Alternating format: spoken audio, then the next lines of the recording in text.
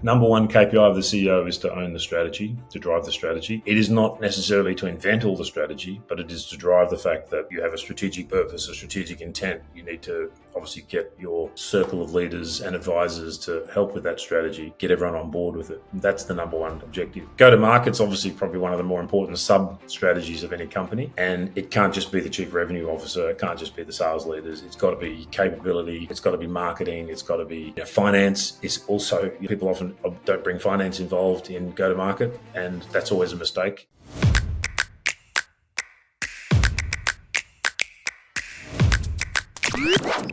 Welcome to Growth Unlocked, Beyond Scale, your gateway to the deeper dimensions of business and personal growth. This series goes beyond traditional metrics, exploring the philosophies, mindsets, habits, and life lessons from those who've successfully navigated the landscape of entrepreneurship and leadership. Peer into the minds of those who've mastered the art of business innovation, partnerships, and those that are rewriting the rules of revenue. Tap into their actionable advice and practical playbooks that can be used to unlock growth in your own world. Welcome back to another episode of Growth Unlocked. I'm your host, Kieran Krohn. Today, we're joined by Kurt Hansen. From Australian Army to the boardroom, Kurt has led some of the most transformative cybersecurity businesses in Australia and New Zealand. Today on the podcast, we dive into his journey as the ex-CEO of Tesserent, his insights on leadership, and how AI is reshaping the future of cybersecurity and GTM strategies. Kurt, thanks a lot for joining us. You're very welcome. It's a lot to unpack there in that intro. Yeah, let's see how much we can get through in about 30 to 40 minutes. So, Kurt, reflecting on your journey from electronics trainee in the Australian Army to leading major cybersecurity firms, what pivotal moments shaped your leadership philosophy? I don't think there was any single pivotal moment. I feel like I learned a lot from leaders along the way. Clearly, the Australian military is a great backdrop for leadership training. It's an expert in doing that. And you're surrounded by leaders of all different sorts, good ones and not so good ones. So I don't think there was anything sort of specific. I think it was more that I sort of realized at a fairly young age that kind of age didn't matter, that, you could learn things from people of all different sort of ages and experiences. Even someone with limited experience can still lead and contribute to leadership. And I think some of those early military trainings where all of a sudden someone gets chosen to be the leader and you then have to follow them. So here's what I'm trying to say. I think learning how to be a good follower is also an important leadership trait. A lot of senior leaders don't actually know how to be good followers. And, when you join a board as CEO and you've acquired and you've built some of the businesses, you've also got to follow. You've got to, and I think in the military, we also learned how to put someone who's got domain knowledge in charge of, say, how to cross the river. If you're a bunch of officers, the corporal knows how to cross the river. He can run the boat. You follow his instructions to get across the river straightly. And he'll say, "Sir, sit here, move your weight, please. Do this, do that." So the person who's got the experience is in charge of that particular project. And I think, therefore, more senior people have to learn how to follow. Question can be concerned, but still know how to follow and not disrupt the leadership task at the time. So I think those things coming from the military background was, people think military is quite structured and hierarchical, and it can be, and it is. And there are certain times when, I don't have time to explain things. I just need you to do this because someone is going to get killed if that doesn't happen. No time to explain. And that's, authoritative. Other times it's very consultative. It's like, we want to do this task in the most efficient way, and we want to reduce casualties, or we want to achieve a mission. Who's got ideas about how to strategy? And then sometimes it's like, hey, we're in the barracks, we're on the sporting field. It's like free reign. It's just like back off and just let everybody, chill out a little bit. So you do learn some theories and principles, but you get to practice it a lot along the way through. So I think that's what probably defined my leadership career. That's really interesting, and I can imagine that that the other element of this, and you touched on it before from a leadership perspective, is decision making, right? And I guess as any kind of leader in any situation, whether you're in the army, military, or like from a sort of like enterprise or business perspective, that there's a lot of different options and pathways you can take in terms of making what seems like the right decision at that point in time. How, like from a sort of more like business perspective, how did you approach that? Because I can imagine that being a CEO of a company, particularly at the sort of phases that you were going through from a growth perspective, that there would have been so many different options and choices you could have made from a strategy perspective, execution perspective, etc. How did you approach that decision-making process? Did you have a framework around it? Well, I think when it comes to that, the first thing is you need to have a plan. So, whether whatever phase of growth you're in, whether you're in organic or acquisitional or a combination of the two, have a plan, have a matrix, be very clear. So, get good advice, get good consultation, put a plan together, test the plan, sell the plan. If you can't sell the plan, then it's probably pretty likely no one's going to sort of follow it. And then having a good ordered structure, a plan and a process probably then does lead to better decision making. Obviously, the worst sort of decision making is no decision. You can live with average decisions, and you're probably better off making them quickly. I had a leader once in private industry who would say, the Viking ship, you got 50 oars. We need 50 oars dipping at the same time. If one or two people decide that, no, actually northeast is not where we want to go. We want to go south. And a few people start rowing we want to get south. That doesn't work. And you see that in business quite a lot, is that there's a direction by the leader, and then there's a few fragmentations of it, and then it all turns to shit. Am I allowed to say shit on the podcast? Absolutely. Okay. And what I learned from that leader was, if north by northeast is not where we want to go, let's go quickly. Let's get 50 oars in the water at the same time. Let's get there quickly. And then we'll realize, actually, no, we really want to be, but get there quickly. Make a decision, test something, try it out. If it's not going to work, we'll know pretty quickly if everyone gets behind it. So even as a follower, it's meant before, good leaders are good followers. Sometimes you should follow a decision, not thinking, well, maybe there's a better decision, but let's give this one a crack. Because usually there's multiple strategies to achieve the same objective, and then in the rehash and the review of something, you can say, yeah, well, actually, we could have done it a different way. We could have done it a bit quicker. Yeah, we'll learn from that next time. But sometimes it's good to try alternative ways of strategies of getting things done. And when it comes to strategy, one thing that I've noticed when I've had conversations with other leaders in more recent times is it sometimes feels like there's a little bit of uncertainty in terms of who in the organization should own the go-to-market strategy. Should it be the CEO? Should it be the CRO? Is there shared responsibilities? Who's really, in your mind, sort of responsible for driving that go-to-market strategy? Number one KPI of the CEO is to own the strategy, to drive the strategy. It is not necessarily to invent all the strategy, but it is to drive the fact that you have a strategic purpose, a strategic intent. You need to obviously get your circle of leaders and advisors to help with that strategy, get everyone on board with it. That's the number one objective. Go-to-market's obviously probably one of the more important sub-strategies of any company. And it can't just be the chief revenue officer. It can't just be the sales leaders. It's got to be capability. It's got to be marketing. It's got to be, finance is also, people often don't bring finance involved in go-to-market, and that's always a mistake. If you get your CFO involved early in projects, they can be very helpful, because often our buyers, particularly in IT, are financial. So, I would always, in later years, I would always have a good CFO who we could also test go-to-market strategy and say, hey, James, if somebody brought this incident response practice to you and said it was going to cost X dollars, and it would potentially, and it's like an insurance policy, he'd go, no brainer. Yeah, but it's got to be pitched like this. So there's, sales is everybody's responsibility in a company, And I think as a good leader, if you can make your technical ranks aware that they don't get to get a pay rise or get a promotion unless we grow, and the way we're going to grow is to sell, and they have to contribute to that process as well.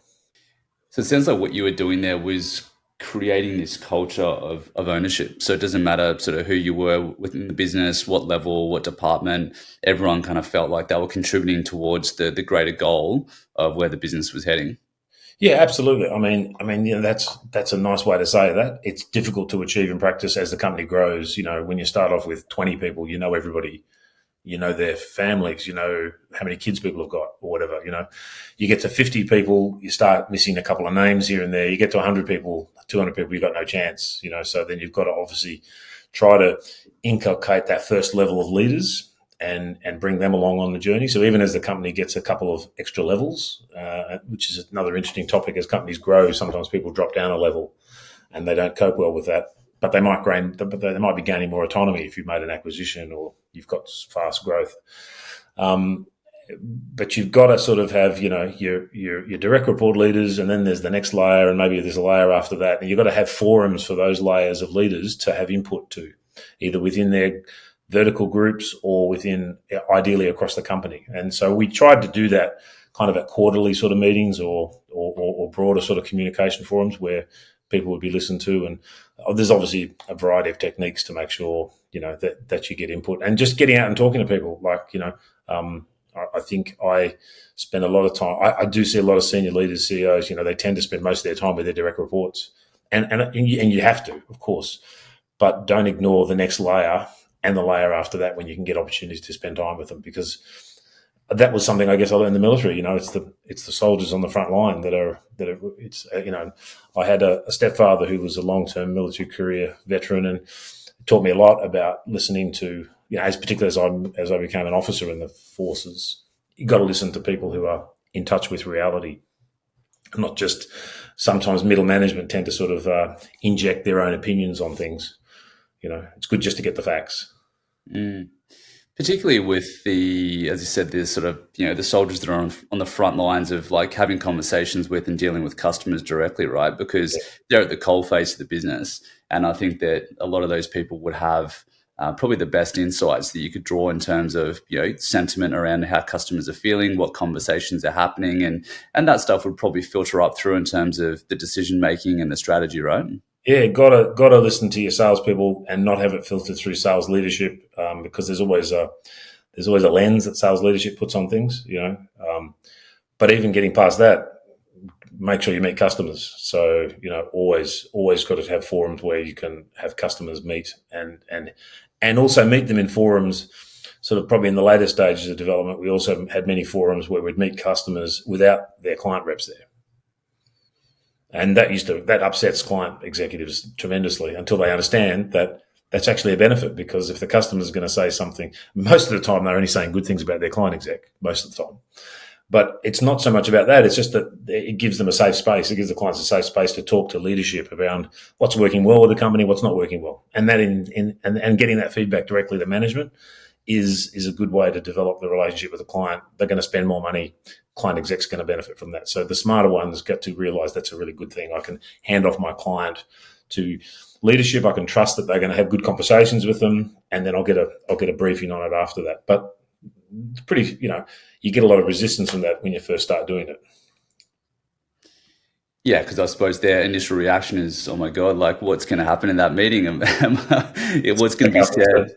It's an audit. It's a checkup. And because most of the time you never have to say to a client, how's Fred looking after you? It's that normally comes through, and it comes through anyway.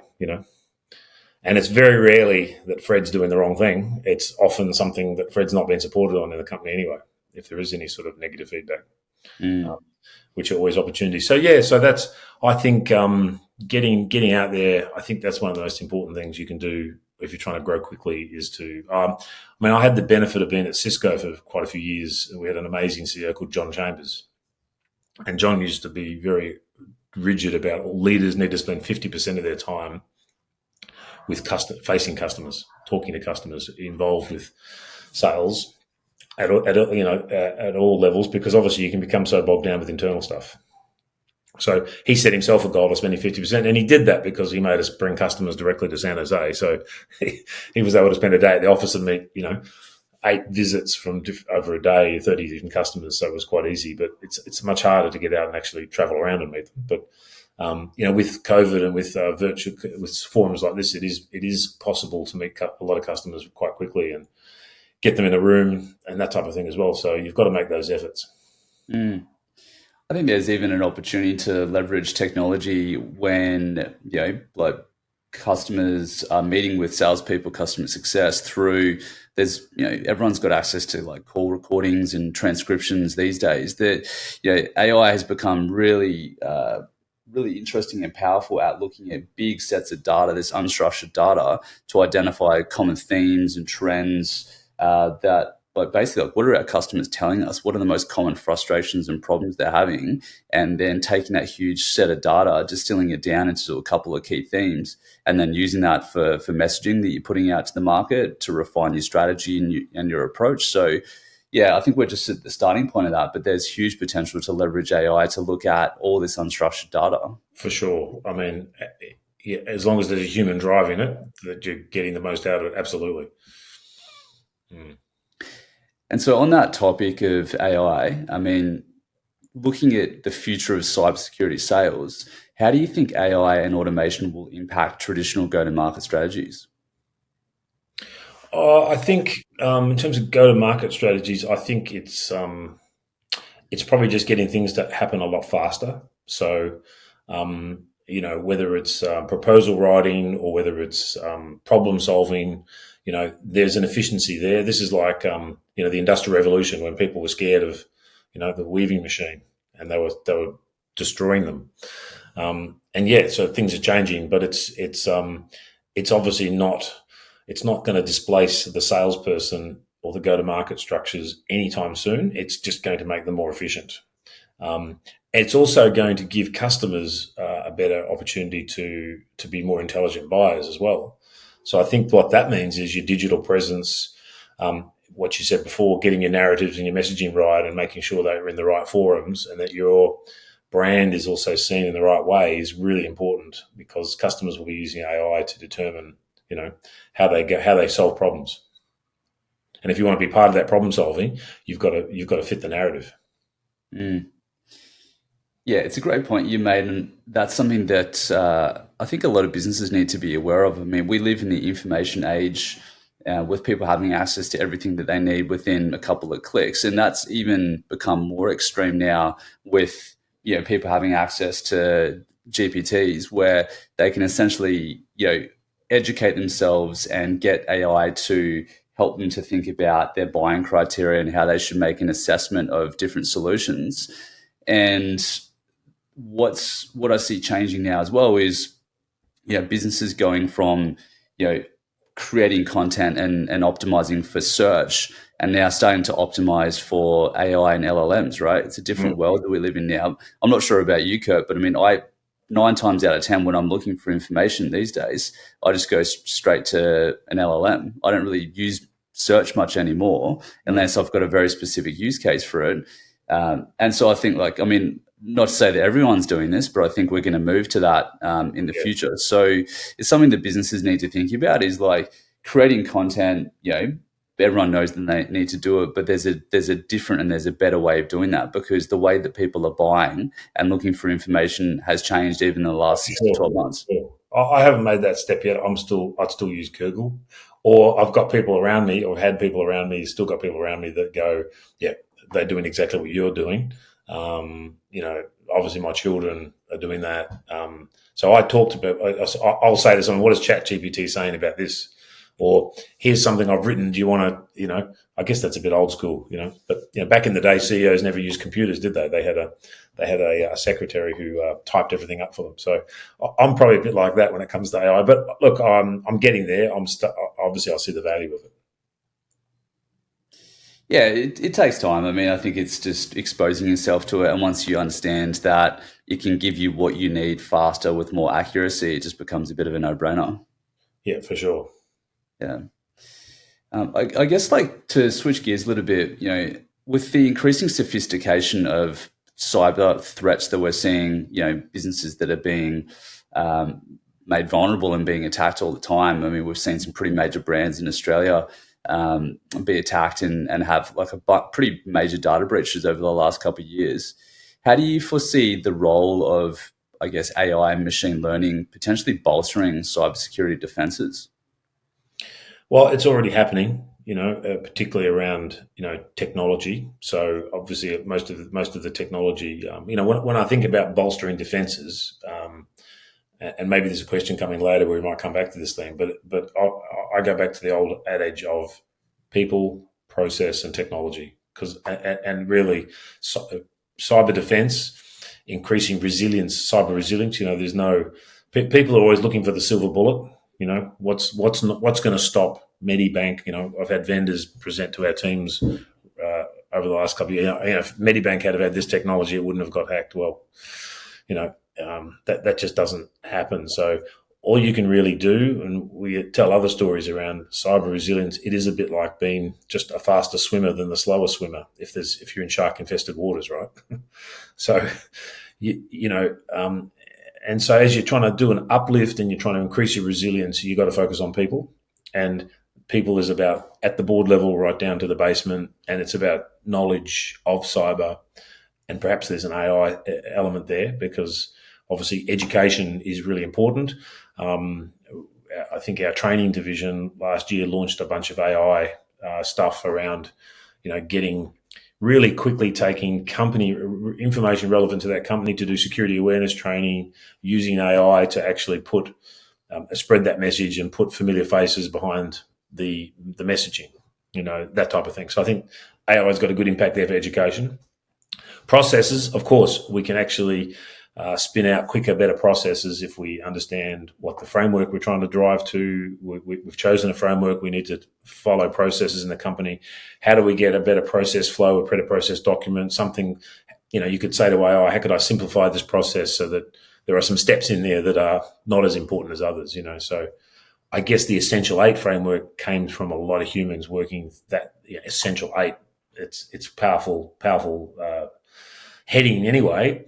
But what other processes that we're following religiously could be simplified and or strengthened through the use of AI? And then technology says itself.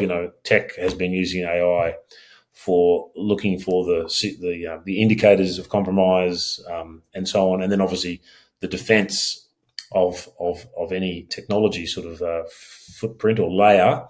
Almost every vendor is using AI in many different ways to actually improve their technology. So I think it impacts all those three layers: people, process, and technology. Yeah, because I could imagine that there's a lot of it comes down to awareness, like from a people perspective, right? Because a lot of these attacks, I'm not an expert in cybersecurity, but I think typically come through human vulnerability, right? Like people that are like clicking on links or opening things that they might not be meant to be accessing. Is that typically where you would see like most of those vulnerabilities coming from, like people, as opposed to more of the system side of things?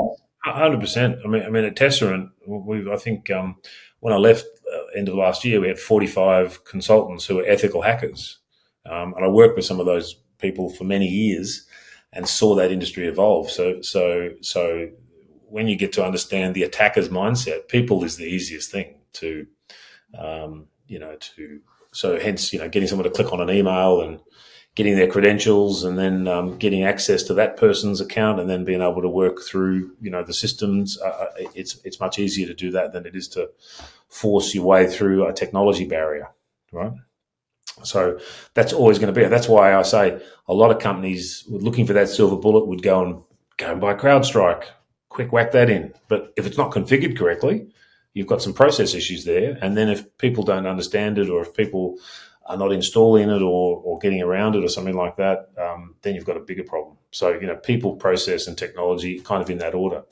And that's hard for, and I think the cybersecurity community is very noisy with technology vendors who for their own benefit have made a lot of good margins. They've made a lot of money. A lot of that money is put into marketing. And I'm not saying it's all hype, but some of it is, it is very aggressive marketing to actually buy our technology and you'll be safe.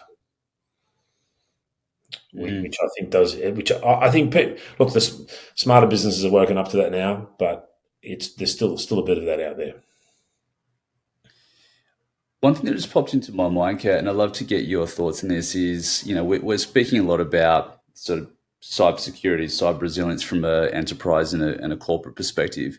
What about speaking about governments? Because I mean, it seems to me like these days that there is this ongoing battle between different countries. Like you look at the great powers, right? Like the US, China, Russia. Like there's so much that's happening behind closed doors, Yep. and from a civilian perspective, I mean, it makes you wonder like how susceptible governments are and infrastructure being hacked as well, right? Like it's pretty crazy to think about, these wars that can essentially be fought from a basement or from a building. Some pretty crazy stuff can happen now. How much did you guys, I'd love to firstly get your perspective on that. Government was almost 50% of our business at Tesserent. Hence, when we sold the business, we also chose, where we went to, Thales being also big in defence and government sort of circles. Governments, from a cyber perspective, government departments, government infrastructure, our defence forces are quite well protected. It's quite well funded. Of course, can you imagine what political party wants to preside over a Medibank that's happening to, imagine Department of Foreign Affairs or our Defence Department gets hacked. So there's a lot of focus and attention on it. Where the problem for government is that the nation-state actors, and obviously we know who they are, would seek to probably, it gets back to the shark in the water looking for the slowest swimmer. It's going to be easier for those attackers to attack critical infrastructure. Critical infrastructure, which still does impact us country, our nation. So critical infrastructure is a real concern for those nation state attacks into infrastructure like water, power, traffic lights, anything like that can create. If you imagine that our airport gets shut down, or there's no water, or let's go into the supply chain. Coles and Woolies can't put things on the shelves. That's a massive problem. That's probably a bigger problem than a patrol boat being torpedoed, north of Darwin, because that wouldn't impact that many people. So I think the geographic spread and the vertical spread. The problem is there are so many businesses that are critical to our supply chains as in our nation, and they are the things that need to be protected. And they aren't necessarily always in the government control, so they can influence, they can put standards out, they can advise, they can put regulations around, directors doing the right thing, perhaps similar to financial services, to financial services constraints. And there have been many moves and welcome moves to sort of improve people's attention on cyber, but they don't control it all, so they have to influence. Yeah, it's such a complex, really interesting dynamic, isn't it? I mean, I'm sure that you would have known this better than anyone, but it's something that I think that a lot of people don't really put too much thought into how much importance there is in protecting this key infrastructure. Yeah, key infrastructure, key supply chain. Panic, and you can bring a country to its knees far easier with impacting supply chain and operational technology. We call it OT, operational technology, things that control valves, water flowing, electricity flowing. If you disrupt that, it's far more disruptive than sending expensive missiles at defense targets. Yeah, absolutely. Switching gears, Kurt, I guess on a personal note, how do you manage the relatively high demands of the role when you're a CEO while ensuring that you're still maintaining your sort of personal well-being outside of work? I think for me, it's quite difficult. That's always a difficult challenge. But for me, just having good interests, I'm president of the cricket club. I play a fair bit of golf. My son and I play a bit of golf. I have a sailing yacht, so I've got these interests that tend to consume a bit of time. And when you're doing them, you tend to not think about work too much. You get, if you play golf, you tend to get consumed with that, and watching cricket and going sailing, keeping the boat maintained. There's always pursuits like that. So I've always found having, probably then you'd say there's not enough time for all those things. It's probably not, but you just have to spread your time around, and that tends to take your focus away from work and for that downtime. Yeah, absolutely. I mean, you've just in a way, practicing mindfulness, right? You're kind of getting away from, all the stuff that's happening in the corporate world and just getting to enjoy life and the things that really fill your cup up. Yeah, exactly. During COVID, I managed to escape from Victoria and got to Queensland where my boat was. Don't ask me how; it was fully legal. I transited through New South Wales, and then I spent 4 months on my boat, doing back-to-back Zoom calls from 8 a.m. to 5 p.m. But then I stuck my head out of the hatch and I was at Airlie Beach. So that was pretty good downtime. So you'd be, what happened in COVID, everyone. I think we made about 3 or 4 acquisitions during that time, that 2020 time. So we were working hard and trying to keep the business afloat and growing. But then I was able to sort of come up for air, and it was in a beautiful part of the world. Wow, that's pretty amazing. I was just very, very fortunate. My son said, "Don't come home because we don't want more grumpy middle-aged people complaining about the government in Victoria." So, so yeah. I mean, it hardly impacted Queensland, right? COVID. Yeah, absolutely. It seemed like Queensland and WA were pretty resilient for a while and managed to dodge a bit of a bullet. But yeah, I mean, couldn't have been in a better place than in Queensland, sailing up to Airlie Beach when all this other madness is happening. Yeah. And then I decided to get my boat out of there. So I on weekends I would just sail down. I was just hopping down on my own solo, just hopping down to the next port and then staying there for a few days, doing a bit of work, and then continuing on. So it took me about 4 months to get my boat back to Victoria. And then it was summer, so we sort of got unlocked. Yeah. What about what's next? Have you got any other big sailing trips? Any adventures planned for the next couple of months? I've just brought my boat back from Queensland again. It was up there for a couple of years for 22, 23. I don't know. I'm probably thinking about maybe upgrading the boat and doing something a bit further, maybe a circumnavigation of Australia, maybe something to the Pacific at some point in the future. Yeah. So I've got plenty of ambitions or goals for the semi-retired era. Awesome. Love that. Well, it sounds like you've worked pretty hard and you should definitely enjoy the fruits of your labour. Yeah, looking forward to that. Kurt, I always like to think back, and get you to reflect on sort of what your life has been like, and sort of even getting the opportunity to have a conversation with your 21-year-old self. If you could go back in time and speak with 21-year-old Kurt Hansen, what advice would you give to yourself in those formative years, knowing what you know now? Goodness. Have you skipped over the question about what decisions went wrong that we want to talk about? Or is that coming after this one? Well, you can get to that first if you want. I think that's a good question. And I was sort of when you sort of gave me the heads up on that, I reflected on that quite a bit. I think one of the most common mistakes that I've made and I've seen made in business is, and you're talking about leadership here, is actually promoting people from an individual contributor role into a management position because they were an outstanding individual contributor. And it often ends up not going that well. And I've seen it on the sales go-to-market side, and I've seen it on the technical side. It's usually, you promote your best engineer and you get a very average manager who sometimes they get through it and they learn the skills on the job, but we don't do a good job in private industry of training people the skills needed for management, and the thought processes needed for leadership. They don't come. Sometimes they come naturally, but very rarely. You have to, it's a skill that can be taught. If you look at government organisations and the military, you spend a lot of time training. The hardest promotion to get is the first one, the corporal or the first line officer. You spend a lot of time, months and months, training to get simulations, theory, practice, in order to be trusted to lead 10 men or women. Or to gain a commission and actually have leadership influence.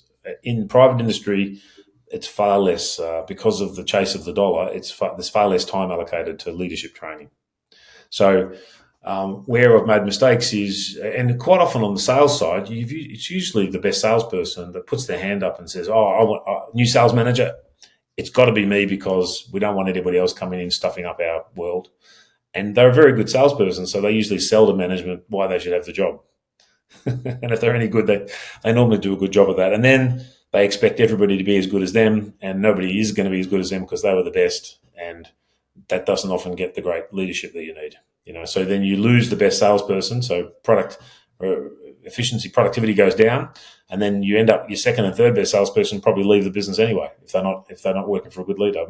Number one reason people leave jobs is usually the person that they're reporting to. And on the technical side, the best practitioner is often chosen, and then you lose the best practitioner, and you then hope, and then it's always a bit of a grind whether that person makes it or not. And quite often, how many times have we seen that often some people go back onto the tools because they didn't realize it was a completely different job to being an engineer to actually then running a team of engineers. It is a different job. Yes, the domain knowledge helps, and that gives you respect. But it doesn't guarantee you the right that people are going to follow you. It's really such a spot on point, and I experienced that myself firsthand when I went from being an individual contributor. I mean, I was one of the top reps when I was at HubSpot into being a manager, and I felt like there was an onboarding process, and there was sort of coaching and some mentoring from my manager that was the line up above from me. But I think in general, it just felt like there was kind of this, off you go, figure it out, you'll be right. And this is the general feeling and feedback that I've got from a lot of other people in different companies, that seems like across the board, there's just this really big gap in terms of like what companies do to really effectively enable their people to make that transition into leadership.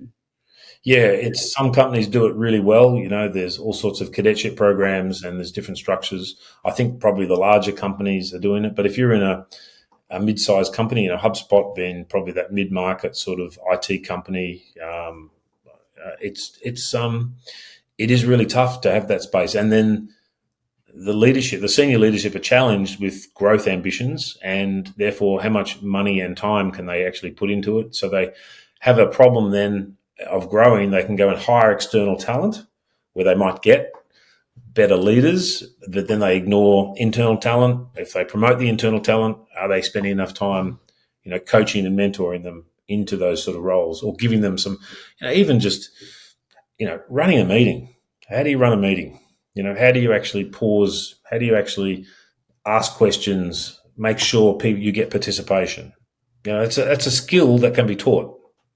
Making sure that everybody contributes and not closing them, opening, closing, having good objectives. I think that's really important. Doing one-on-one evaluations and getting people to do a self-evaluation. How to do those sorts of things. How to actually run a workshop and do a planning session.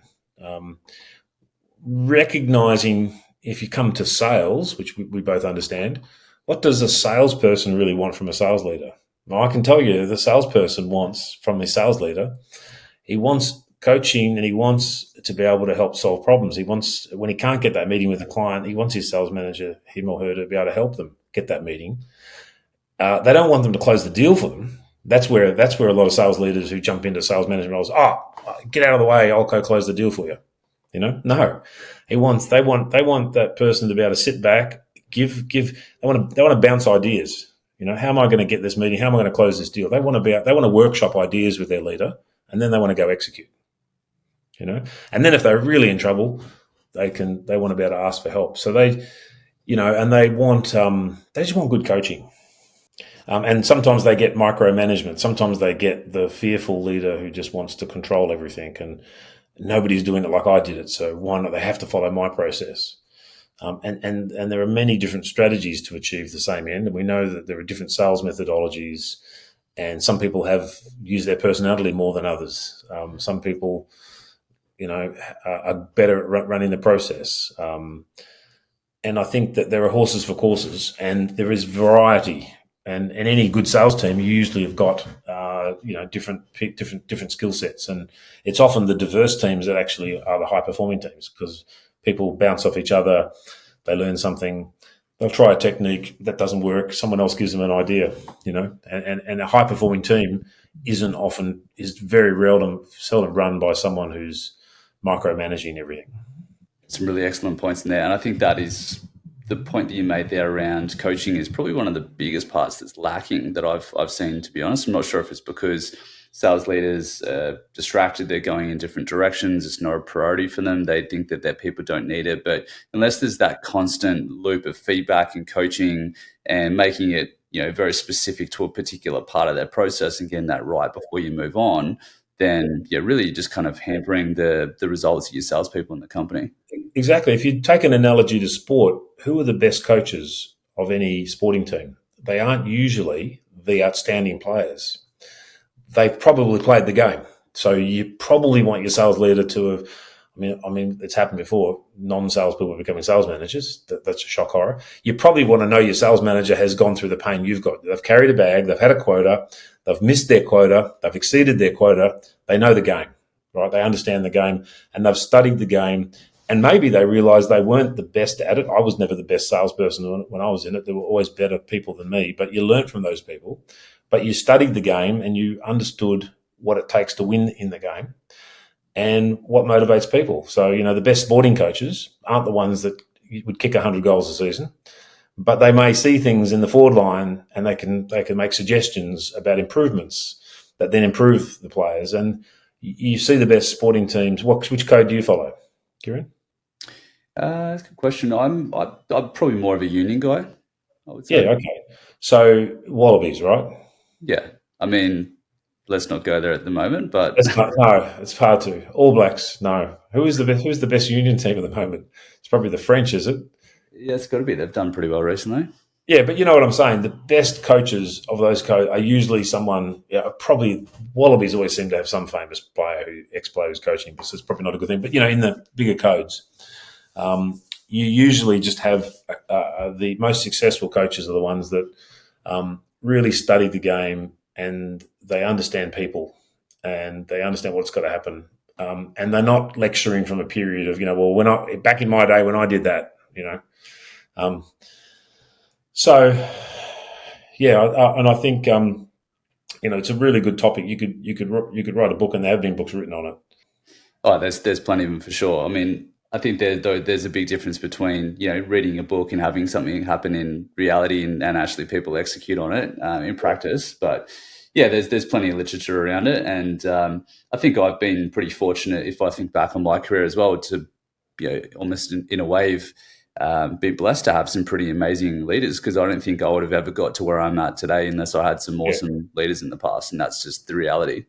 Yeah, and don't get me wrong, this doesn't mean to say I'm not a big supporter of, sometimes you just have to throw someone into the water to see if they can swim.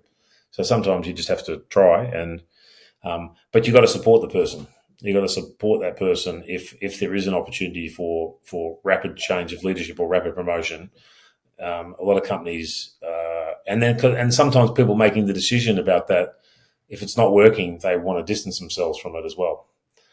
Which is always a very untidy, a really bad look. You have to take accountability. If you promote somebody, you've got to take accountability for that.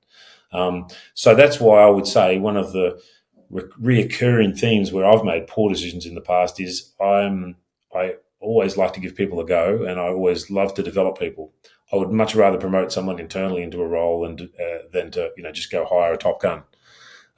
Sometimes you've got to hire the top guns, and sometimes it's the right thing to do for the team dynamics or for where you're going as a company.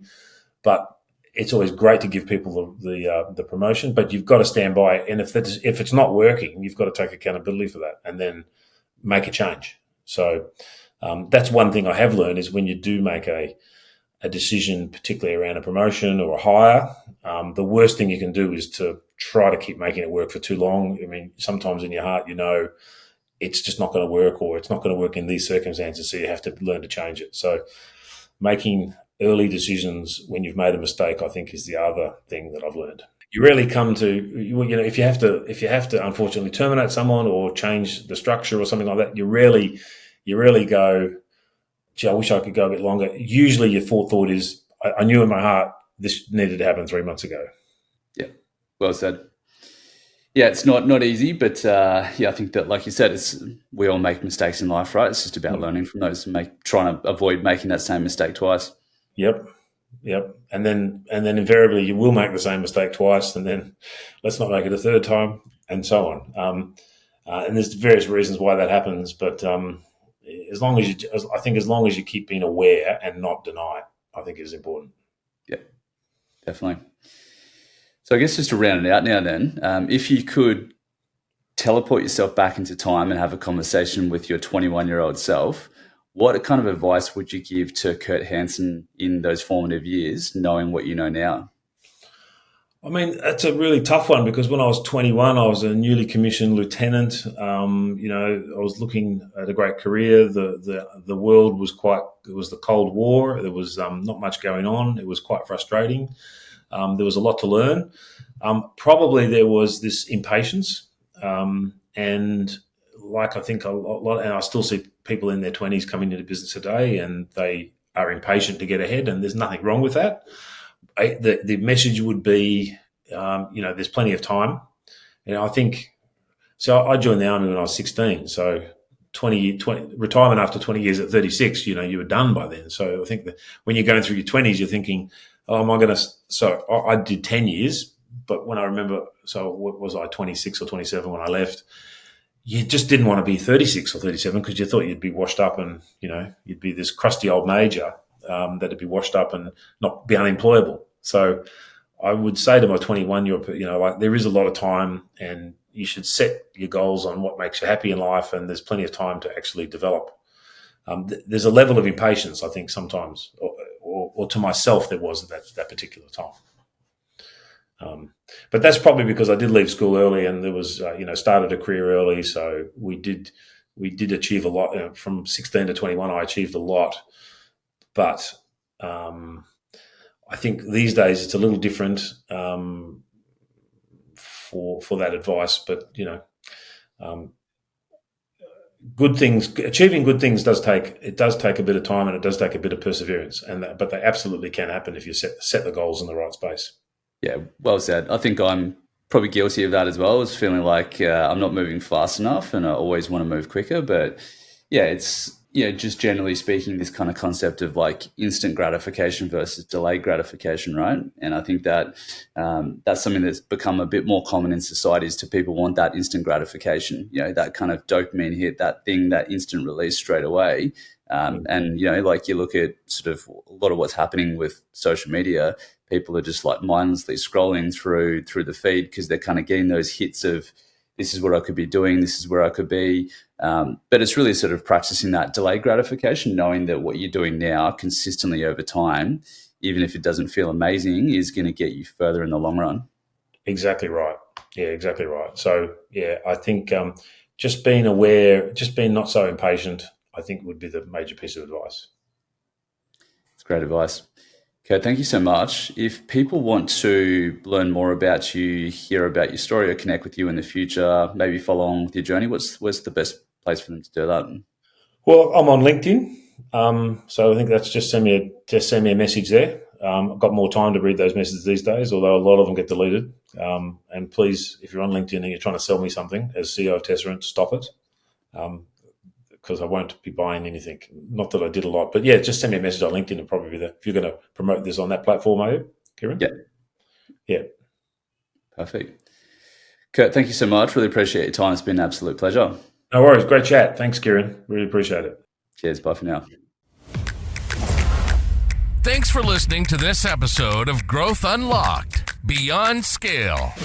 If you enjoyed the show, it would really be appreciated if you can leave a 5-star review wherever you consume your podcasts. And while you're there, why not subscribe to the channel so you don't miss any future episodes? If you'd like to learn about how to drive profitable scale in your business, gain clarity on your direction, and improve your business valuation, click the link in the show notes to connect with Kieran.